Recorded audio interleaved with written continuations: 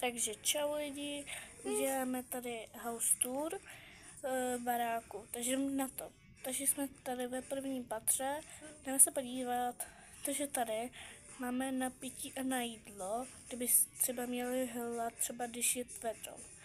Tady je, aby si sedli, nebo někam třeba počkají na někoho, takže tak.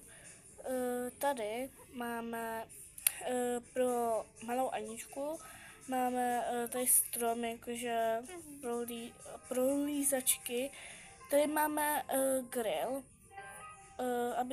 kdybyste nevěděli, co je tohle. To jsou talíře, jo. Já jsem to našla, takže tak. Tady máme, jako tu plošinu. A tady máme loď. Ona tam má být, jo, takže nedivte, dělejte, jakože tady není, jo. Tady máme nafukovací věci a to. Máme tady koš, houpačku a to. A ohniště, protože tady je malá Anička, si udělala bunkr, takže tady chodí sem někdy taky spát, takže tak. To byl omyl. Tak, čekejte, já to tam dám. Takže čekejte, tak. Jak se mi to nepovedlo, tak jdeme teďka do druhého patra.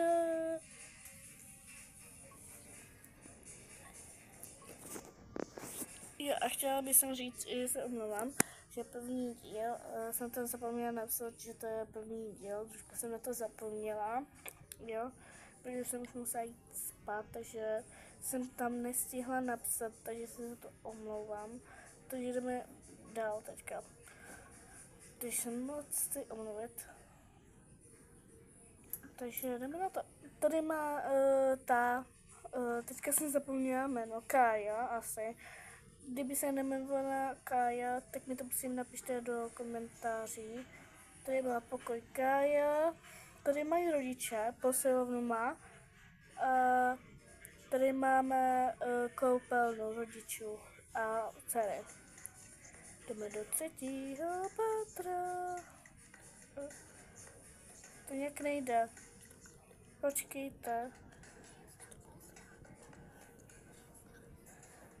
Tak, tady jsme tady, takže jdeme narychlo, jo. Tady má malá dcerka, tady je to, tady je otec a tady je kuchyň, jo.